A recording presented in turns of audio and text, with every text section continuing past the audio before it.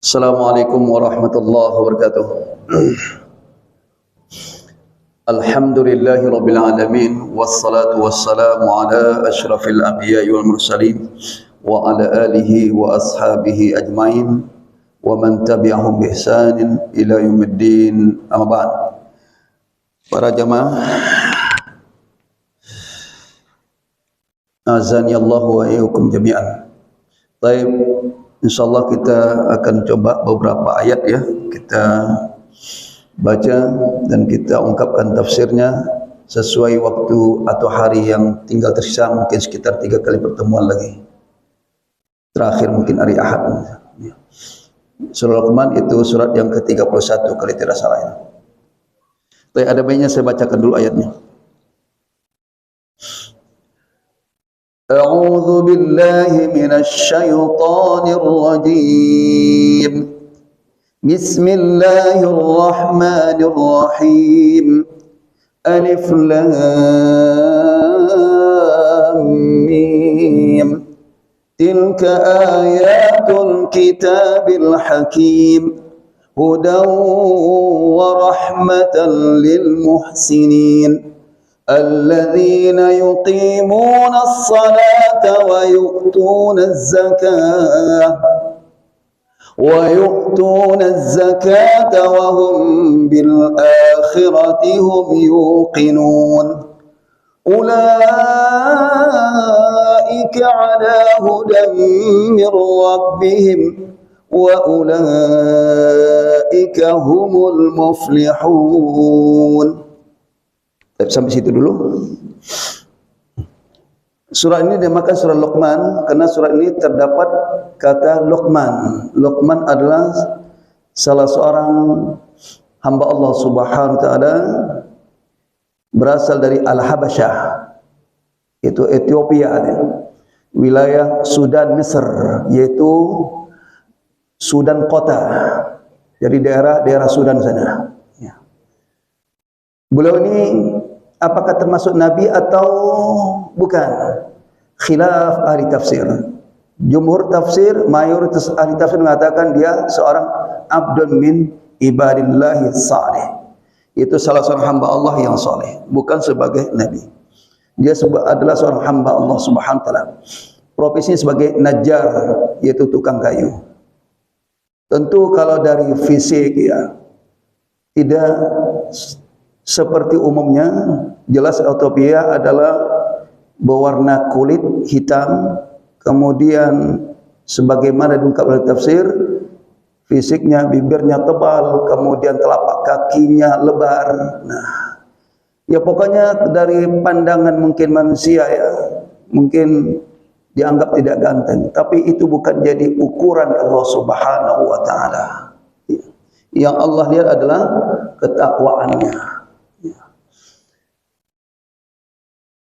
Ada satu riwayat, seorang laki-laki menemui Rasulullah dalam keadaan sedih. Kenapa? Dia orangnya berkulit hitam. Sedih dia, sedih karena terlahirkan dalam keadaan kulit hitam. Apa kata Rasulullah? Tidakkah kamu bangga dengan adanya bernama Luqman Hakim, adanya Bilal bin Rabah? Begitu Rasulullah menghibur. Masya Allah. Artinya seharusnya kamu tuh bangga bahwa ada orang yang sama seperti kamu, tapi orang yang mulia Allah Subhanahu wa taala. Bila berlaba Luqman Hakim di antaranya disebut oleh Rasulullah sallallahu alaihi wasallam.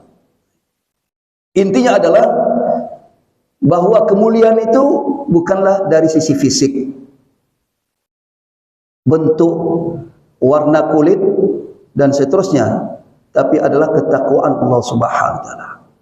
Allah ciptakan manusia beragam-ragam dalam rangka menunjukkan, Allah tunjukkan kekuasaannya. Tapi langsung saja kita masuk ayat ini. Ayat ini diawali dengan huruful mutaqatiyah atau huruful muqatta'ah, yaitu potongan huruf sebagaimana dalam surah Al-Baqarah ya. Alif lam mim. Tafsir yang paling Mu'tamad dan jumhur ulama mengatakan Allahu a'lam bi muradi. Allah yang tahu maksudnya. Karena ini potongan huruf daripada alif, lam dan mim. Jadi sebagian surat ada di awal seperti ini, sad, kemudian apa, qaf, kaf, ha, ya, ain, sad dan sebagainya. Nah, tidak ada yang tahu tafsirannya yang sebenarnya kecuali hanya Allah Subhanahu wa taala. Makanya ahli tafsir umumnya mengatakan menyerahkan maknanya kepada Allah Subhanahu wa taala. Karena Rasulullah tidak mengungkapkan apa maksudnya. Walaupun ada riwayat dinisbah kepada Ibnu Abbas radhiyallahu anhu maknanya macam-macam, tapi tidak ada riwayat yang sabit yang sahih. Kemudian kenapa ada sebagian ayat diawali dengan huruf muqatta'ah? Potong huruf seperti ini. Nah, saya ungkapkan pendapat yang paling rajih diungkapkan oleh Ibnu Taimiyah rahimahullahu taala, dinukil oleh ahli tafsir. Apa kata Ibnu Taimiyah rahimahullahu taala? Disebutkan huruf muqatta'ah di awal sebagian surat hanyalah untuk bayanan, menjelaskan li'ijazil Quran. Yaitu apa? Menjelaskan tentang i'jaz Al-Quran, kemukjizatan Al-Quran Al-Karim. Daripada a'jaza yu'jiza makna asal apa? Melemahkan. Artinya siapa saja yang ingin untuk menandingi Al-Quran, dia akan dilemahkan oleh Al-Quran Karim itu sendiri.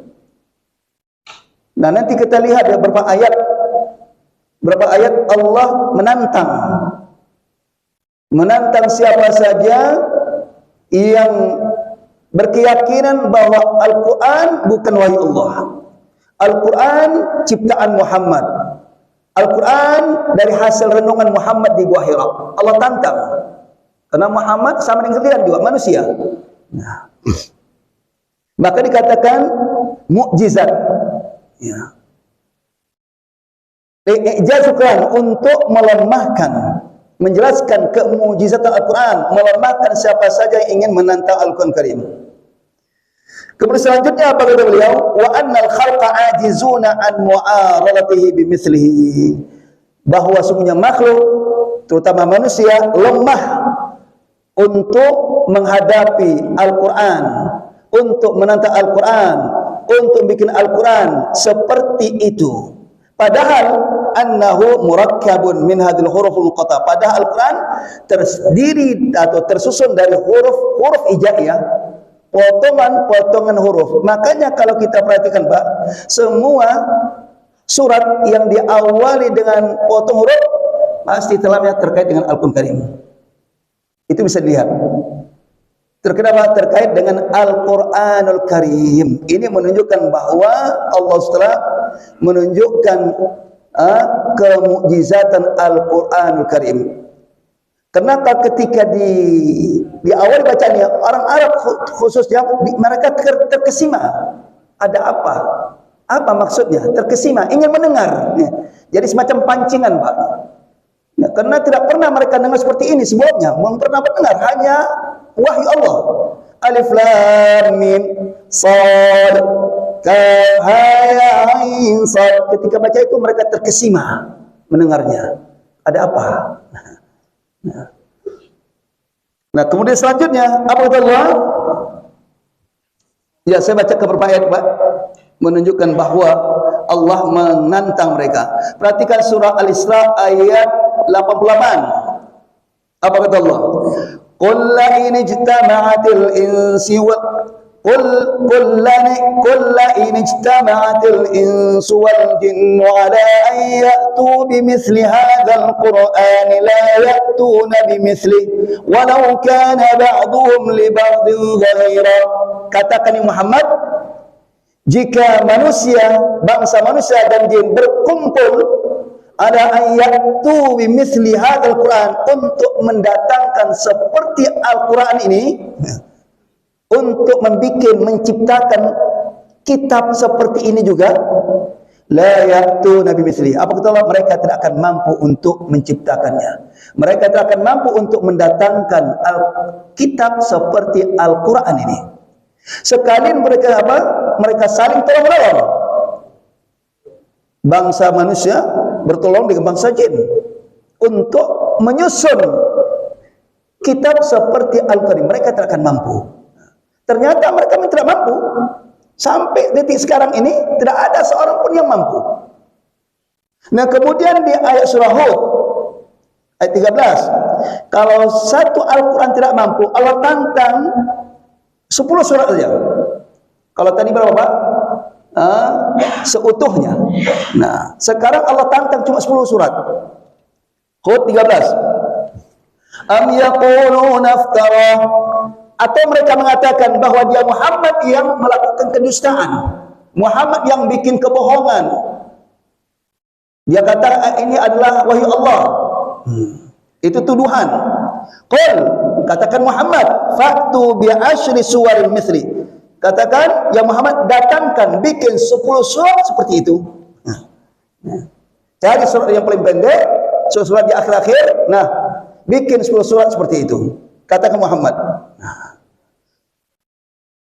Kemudian apa kata Allah? Wad'u man istata'tum min dunillah. Nah, panggil kata Allah, siapa yang kalian mampu untuk dipanggil selain Allah. Panggil, berembuk, bikin 10 surat. Kalau bisa. In kuntum shadiqin, kalau kalian itu benar tuduhannya bahwa Al-Quran ini adalah ciptaan Muhammad. Nah. Kemudian Allah tantang, ternyata tidak ada yang mampu. Al-Baqarah ayat 23. Apa kata Allah? Wa in kuntum fi raibin mimma nazzalna ala abdina fa'tu bi suratin min mithli. Allah tantang satu surat. 10 enggak mampu, nah sekarang satu surat. Jika kalian ragu, fi raibin, jika kalian dalam ragu, mimma nazzalna, terhadap apa yang kami turunkan, ala abdina, kepada hamba kami. Itu siapa itu? Muhammad SAW. Fa'tu bi suratin min mithli. Datangkan satu surat seperti itu. Nah, cari surat paling pendek. Surah Al-Kautsar, nah, bikin seperti itu. Al-Asr, bikin seperti itu. An-Nas, bikin seperti itu. Tidak ada yang mampu, Pak. Masya Allah.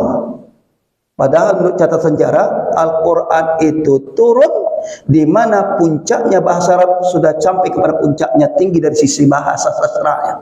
Nah, banyak yang ahli-ahli sastra bahasa Arab tak ada yang mampu, Pak. Nah, ada suatu riwayat yang menggelitik ya, terutama ini di kalangan para ustadz sudah paham ya. Itu apa?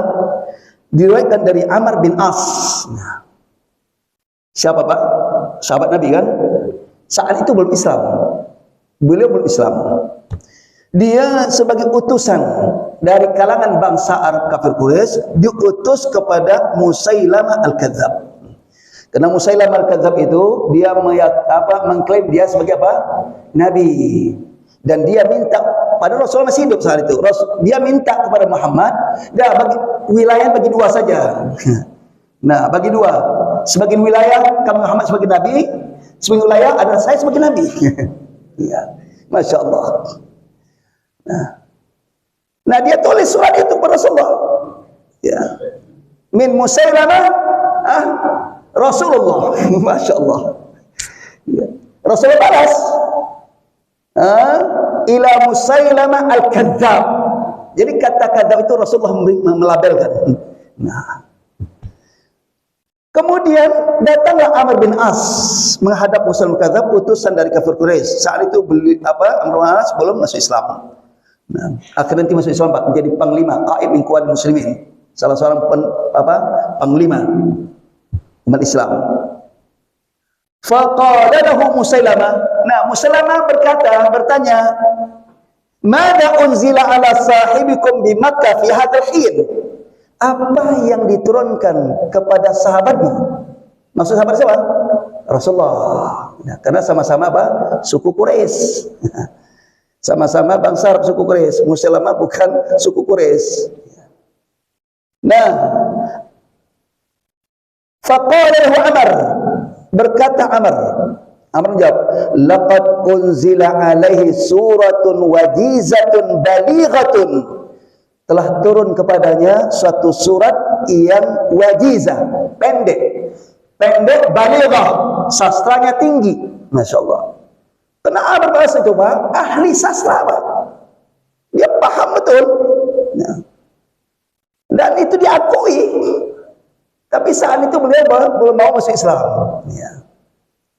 Dalil faqal, lalu Musa mengatakan mahya. Apa itu? Penasaran juga itu. Nah, apa itu suratnya? Faqala wal 'asr innal insana lafi khusr sampai akhirat. Surat ini diakhiri oleh Pak huruf apa? Huruf ra kan? Nah, itu dalam apa? Bait syair namanya sajak. Sajak itu adalah kalau akhir apa? Akhir hurufnya ra, nanti sampingnya ra. Iya.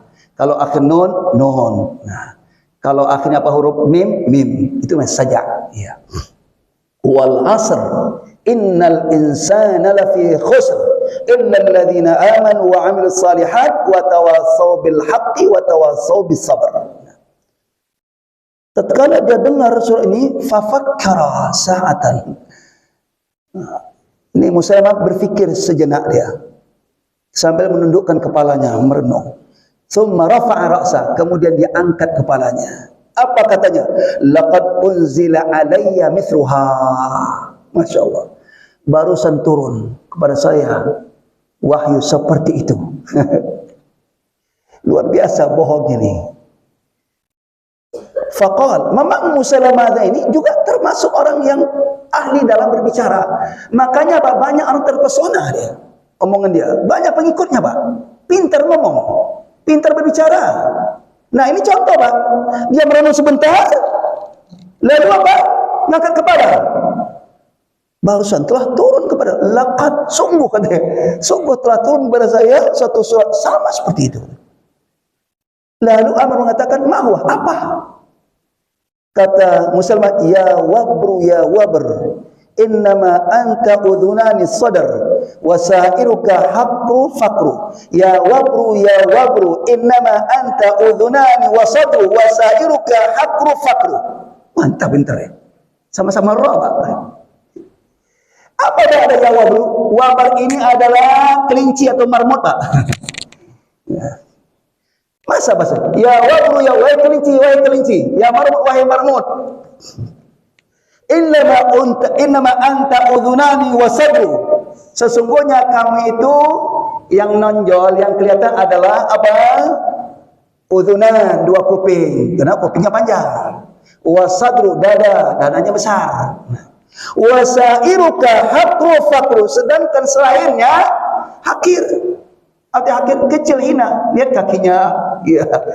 Haqqu faqru, miskin lah, kasihan itu. Masya Allah. Masa wahyu intinya seperti itu?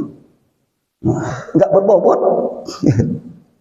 Semua kalau lalu dikatakan, kaifa tara ya Amr? Dia minta pendapat lagi. Bagaimana pendapatmu ya Amr tentang itu? Faqala Amr, wallahi innaka la ta'lam anni la a'lam annaka takdzib. Masyaallah. Langsung kamu itu dusta, bohong.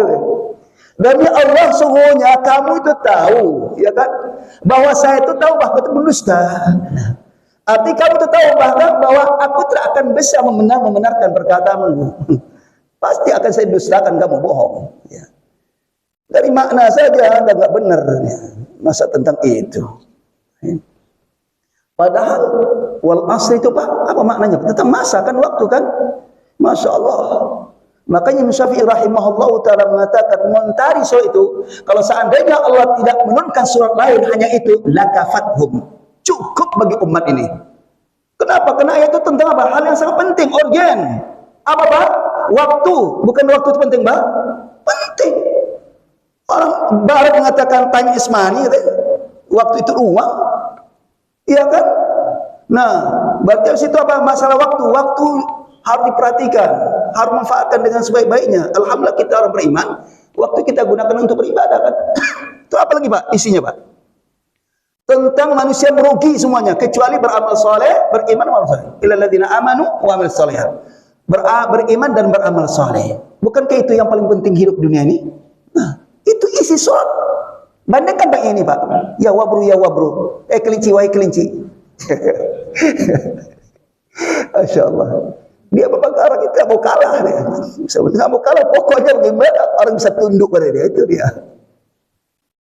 Baik. Dan juga pembasar kafir Quraisy mengakui tentang wahyu itu, cuma mereka tidak mau beriman. Gengsi, ya. Nah, kemudian kita masuk ayat kedua. Tilka ayatul kitabil hakim. Tilka ini bukan makna itu, Pak. Sama seperti dalam surat Al-Baqarah. Dzalikal kitab. Ibnu Katsir mengatakan dzalika bi mana hadza. Mana hadza? Ini Al-Qur'an, bukan itu. Maka Ibnu Katsir mengatakan di dalam bahasa Arab sudah biasa bahwa terkadang dzalika bermakna ini. Jadi untuk ini digunakan kata dzalika. Sebaliknya juga demikian. Sama seperti biasa Ustaz ya, tanpa bahasa Arab, walihada itu digunakan walihada. Apa arti, Pak? Bukan karena ini, Pak. Oleh karena itu kan? Betul kan? Coba bahasa kita, Pak. Oleh karena itu, oleh karena ini. Umumnya oleh karena itu kan? Tapi maksudnya walihada, bukan walidzalika, walihada. Nah, itu dia. Jadi terkadang kata itu digunakan makna hada, atau sebaliknya hada bukan ke makna itu. Nah, apa terjemahannya? Tilkal ayat, ini. Nah, itu maknanya. Ini ayat Al-Quran, kitab itu Al-Quran Karim. Kemarin sudah dijelaskan ya. Nah, kenapa pakai tilka? Keterangan sama di awal Al-Baqarah. Ibnu Katsir mengatakan liru'uluwiha wa raf'iha wa syarafiha. Karena tingginya dan mulianya Al-Quran atau ayat Quran, maka pakai kata itu. Itu bukan apa? Suatu yang jauh kan? Nah, karena Al-Quran uluwihi, ketinggiannya, wa syarafihi, kemuliaannya, maka digunakan isyarat pakai dzalika, pada maknanya ini. Ya. Itu apa? Balaghahnya, Pak. Ini ayat-ayat, itu ayat apa? Ayat yang termaktub dalam surah Al-Quran ini. Ayat Al-Quran, Al-Kitab dan Al-Quran. Al-Hakim, ayat yang penuh bijaksana, penuh hikmah. Hakim, Dzul Hikmah, penuh hikmah. Nah, baik.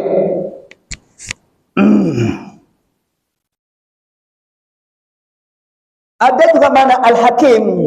Ibnu Abbas radhiyallahu anhuma, beliau mengatakan Al-Hakim al-mubayyin lil halal wal haram wal amri wan nahyi, yaitu ayat Al-Quran yang menjelaskan tentang halal dan haram, perintah dan larangan. Artinya ayat-ayat Al-Quran itu berkaitan dengan halal haram, perintah dan larangan. Semua itu adalah ayat yang penuh hikmah dan bijaksana. Ada enggak perintah Allah yang enggak bijaksana? Ada enggak larangan Allah enggak bijaksana? Ada enggak perintah Allah yang tidak punya penuh hikmah? Semuanya penuh hikmah, Pak. Allah perintahkan salat, puasa, ada hikmahnya kan? Ada. Apa hikmahnya, Pak? Hah? Agar manusia bisa mengendalikan hawa nafsunya. Coba kalau manusia nggak bisa hawa nafsunya, Pak. Ibaratkan mobil bolong, remnya bolong, Pak. Bolong ya. Nabrak kan? Nah, kalau sudah mobil kalau sudah remnya bolong, nabraknya tuh. Apalagi kalau badannya gede, ceruk. Manusia udah badannya gede, hawa nafsunya besar, nggak hawa nafsunya besar, ya sudah nabrak mesin, semuanya hancur, udah habis. Nah, lihat Pak itu perang Rusia dengan Ukraina kan, nah, habis hancur ini tuh, kayak kota mati itu, habis manusia melayang nyawanya. Ya. Baik. Terus selanjutnya Bang, hudan wa rahmatan lil muhsinin. Nah, ayat Al-Quran ini adalah sebagai apa? Petunjuk. Kemarin sudah kita bahas di mana, Pak? Surah Fatihah kan? Petunjuk sebagai bimbingan. Itu bagi siapa, Pak? Bagi orang al-muhsinin, bagi orang yang berbuat baik, bagi orang yang beramal amal yang baik. Nah, mereka inilah akan dibimbing oleh Allah dengan ayat-ayatnya. Wa rahmatan, dan sebagai rahmat, kasih sayang Allah Subhanahu wa taala. Al-Imam Ibnu Katsir rahimahullahu taala mengatakan al-muhsinin bermakna humul ladzina ahsanal amal fi ittiba'i syariah. Subhanallah. Nah, itu kata beliau. Al-muhsin adalah orang-orang yang ahsanul amal, membaguskan amalnya fi ittiba'i syariah, dalam mengikuti syariat Nabi. Jadi itu maksudnya apa? Beramal sesuai dengan syariat Nabi, petunjuk Nabi. Ini kalau kita baca Pak Tafsir Ibnu Katsir, Masya Allah, terlihat sekali beliau itu bagaimana Pak, betul-betul dalam masalah sunnah itu, subhanallah. Lihatlah dalam ketika beliau menafsirkan apa, liyabluwakum ayyukum ahsanu amala, terdapat dalam surah Hud, terdapat dalam surah apa, Al-Mulk ya. Nah, linabluwakum ayyukum ahsanu amala. Nah, untuk kami uji kalian, siapa di antara kalian yang lebih bagus amalnya. Standar bagus amal ihsan apa? Dia ungkapkan itu. Pertama ikhlas, yang kedua ittiba'un Nabi alaihi salatu wassalam. Buka itu. Nah, itu Ibnu Katsir. Apa mazhabnya Pak Ibnu Katsir, Pak? Syafi'ul mazhab, Pak. Mazhab Imam Syafi'i, itu mazhabnya. Itu mazhab beliau. Mazhab Imam Syafi'i. Dan hal apa, Pak? Saya tanya, ayo. Dalam hal apa Ibnu Katsir itu bermazhab Syafi'i? Dalam mazhab fikih, mazhab akidah sama, Pak. Makanya kalau terkait apa ayat apa Ar-Rahman 'alasy istawa, di situ beliau ungkapkan bagaimana pendapat salafus saleh.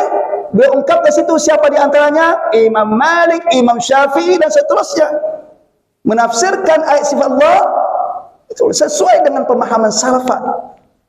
Binu ta'wil, binu tamtsil, binu apa? Tahrif. Masyaallah. Bukan itu. Nah itu. Jadi beliau tahu bagaimana akidah Imam Syafi'i rahimahullah taala. Tapi yang anehnya, benar Syafi'i tapi tidak mau mengikuti akidah Imam Syafi'i. Seolah-olah akidah Imam Syafi'i itu akidahnya menyimpang. Iya kan? Nah, sayang sekali. Sekarang yang paling penting apa, Pak? Akidah atau fikih? Akidah kan? Kok fikih diambil, akidah tinggalkan. Nah, kalau seandainya akidah Syafi'i itu enggak benar, sudah fikih kok usah diambil. Ngapain ngambil fikih kepada orang akidah enggak benar? Sama seperti ngapain ngambil fikih Syiah kalau akidah Syiah. Iya kan? Ya, kalau akidah enggak benar, nanti ujung-ujung selanjutnya enggak benar. Seharusnya kalau betul-betul getol ambil fikih Syafi'i, ambil akidahnya juga. Baca akidahnya. Nah, ini tidak fikih Syafi'i, akidah apa? Asy'ariyah. Kemudian apa? Ada masalah akhlak tasawuf apa? Sufi. Masyaallah, campur aduk lah, udah tuh. Iya. Baik. Makanya kalau kita mempelajari agama apa? Lihat Al-Qur'an, lihat Sunnah, kemudian juga perlu kita lihat apa? Itu apa? Empat mazhab, lihat pendapat mereka. Abu Hanifah, Imam Malik, Imam Syafi'i, Imam Ahmad bin Hanbal, itu terutama. Karena mereka adalah salafus saleh. Ya. Jangan kita yang penting Al-Qur'an dan Sunnah, lalu kita buang, jangan, tidak bisa begitu. Ya, karena Al-Qur'an dan Sunnah itu ibaratkan masih apa? Masih mentah, Pak. Perlu diproses. Ibaratkan masakan baru bahan, perlu diproses. Nah, proses itu orang ahli fikih, Pak. Iya kan? Makanya nggak bisa kita tinggal begitu saja. Semua ulama-ulama, siapa sih nggak pernah? Pasti mereka merujuk, melihat, iya kan? Melihat pendapat-pendapat yang terdahulu. Lihat, nah bagaimana? Nah. Tapi ingat, kalau ternyata ini nggak apa yang kurang benar atau kurang tepat, mereka nggak ambil pendapat yang paling kuat. Nah itu. Mana ada ulama yang tidak melihat pendapat yang 4 itu? Baik, selanjutnya. Siapa muhsinin ini? Allah tafsirkan, alladzina yuqimunas shalah. Ini pertama Pak, cirinya. Ini menjelaskan, yaitu orang-orang yang menegakkan salat. Nah, yuqimunas shalah. Bagaimana menegakkan salat? Allah nggak mengatakan yu'addunas shalah, enggak. Berbeda ada dengan apa? Yuqimuna salat. Ibnu Abbas rahimahumullah jami'an mengatakan apa? Yuqimuna salat ay yutimmuna salawatil khams. Mereka sempurnakan salat 5 waktu. Sempurnakan. Artinya dikerjakan, tidak ditinggalkan 5 waktu itu. Bukan salat bolong-bolong, Senin Kamis, enggak. Bagaimana menyempurnakan? Biwudu'iha, wudu'nya sempurna. Wa ruku'iha, rukuknya sempurna. Wa sujudiha, sujudnya sempurna. Nah, sempurna seperti apa? Harus lihat sunnah, lihat hadis. Bagaimana yang masuk orang rukuk sempurna? Nah, itu tulang belakang itu lurus. Lihat hadis. Semua itu harus kembali pada Quran dan sunnah. Nah, saya teringat ya dulu waktu pernah saya sholat di Tanah Abang, Pak. Udah lama ya, masjid lama itu. Saya di pojok sana, orang di sono, tapi di depan. Ya, saya sedang duduk, dia sholatnya, rukuknya setengah rukuk Pak. Jadi setengah berdiri, setengah ini. Jadi pertengahan Pak. Saya husnuzon aja lah ya. Barangkali dia sakit barangkali ya. Iya. Itu saya lihat baru rakaat terakhir Pak. Saya nggak lihat dari awal karena juga saya sholat. Dia habis sholat dia keluar. Ini badannya lurus. Masya Allah. Badannya lurus. Itu kenapa orang tuh? Nah ini mungkin dia apa? Tidak paham masalah itu.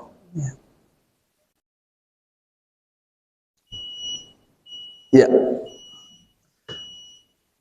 Kemudian wa ma yajibu fiha min mawaqitiha, dan apa-apa yang wajib dalam salat 5 waktu itu. Ya. Kemudian waktu-waktunya harus apa? Tepat waktu, ya kan? Tidak boleh salat 2 waktu, tidak boleh salat apa sebelum masuk waktu dan setelah waktu. Tidak boleh kecuali ada khusus seperti apa? Jamak ya. Nah, takdim dan takhir itu lain hukum. Kemudian yang kedua Pak, ciri kedua, wa yu'tunaz zakat. Nah, yaitu menunaikan zakat. Kemudian apa? Yang ketiga ini disebutkan wa bil akhirati hum yuqinun, dan mereka terhadap hari akhirat mereka yakin. Jadi mereka yakin terhadap hari akhirat. Apa ya akhirat ini?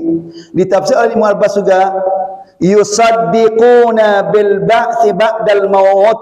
Mereka membenarkan, meyakini hari kebangkitan setelah kematian. Bahwa manusia akan mati. Ya, semua kalau masalah mati semua yakin, Pak. Karena bisa lihat kan. Nah, tapi setelah mati bangkit dalam kubur, ada yang tidak percaya. Nah, jadi harus mereka yakin adanya hari kebangkitan setelah kematian. Jadi itu 3 Pak. Ini yang 3 ini ada hal yang penting, mewakili yang lain.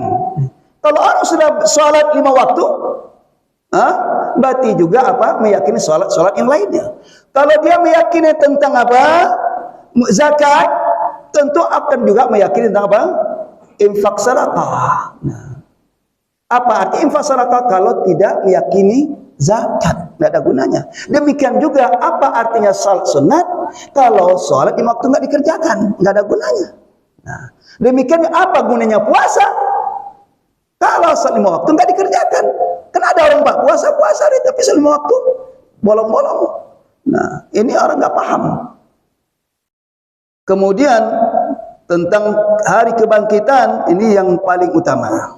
Nah, itu 3 ciri yang paling utama yang disebutkan. Itulah adalah orang-orang yang muhsinin. Kemudian selanjutnya, ulaika ala hudam mir rabbihim. Mereka itu, siapa mereka itu, Pak? Itu orang muhsinin tadi, Pak. Orang yang muhsinin. Ala hudan, berada di atas petunjuk, ya. Bimbingan. Nah, mari surah Fatihah dijelaskan bahwa mereka ini akan dibimbing oleh Allah dalam hidupnya, akan dibimbing sampai akhir hayatnya. Hudan mir rabbihim, dari Tuhan mereka, petunjuk, berada di atas petunjuk di Tuhan mereka. Wa ulaika humul muflihun, mereka itu apa? Orang-orang yang menang. Baik, itu secara global, Pak, ya. Apa yang bisa diambil, Pak? Ma yustafad minal ayat, mungkin beberapa ayat saja kita ambil, Pak, ya. Yang pertama yang dapat kita ambil dari ayat ini, dari 1 sampai 5 ayat. Yang pertama, ba'du suwar Al-Quran Karim bada'at bil hurufil muqatta'ah allati yatakhatabu biha al-arab bayanan li'ijaz Al-Quran wa bayanan annahu min indillah wa laysa min inni Muhammad. Ini pertama, sebagian surat Al-Quran dimulai dengan potongan-potongan huruf. Enggak semuanya, Pak, sebagian. Nah, yang mana huruf-huruf ini bangsa Arab berbicara dengan huruf tersebut. Nah, ada enggak selain huruf-huruf hijaiyah yang itu mereka berbicara tanpa huruf hijaiyah? Enggak ada kan, semua itu dengan huruf hijaiyah. Dan huruf hijaiyah sebagian itu di awal Al-Quran huruf hijaiyah. Nah, yang mana mereka berbicara dengan huruf-huruf tersebut. Nah, untuk apa? Bayan li'ijaz Al-Quran, untuk menjelaskan kemukjizatan Al-Quran. Itulah pendapat yang paling masyhur. Dan juga bayan annahu min indillah, bahwa Al-Quran itu dari sisi Allah. Walaysa min inni Muhammad, bukan dari sisi Muhammad, sebagaimana tuduhan orang orientalis. Orang orientalis, mereka itu adalah orang yang belajar tentang Islam, tentang Islam. Akan tapi tujuan mereka apa? Bukan mengungkapkan tentang kebenaran Al-Quran, tapi apa? Mereka ingin mencari kelemahan Al-Quran. Itu di antara tujuan mereka. Nah, sehingga tujuan mereka bahwa Al-Quran itu bukan wahyu Allah. Tujuan adalah itu hasil renungan Muhammad di waktu Gua Hira. Nah ini, Pak, makanya salah satu hikmah, Pak, kenapa Rasulullah lahir dan nggak ada orang tuanya, ayah nggak ada kan?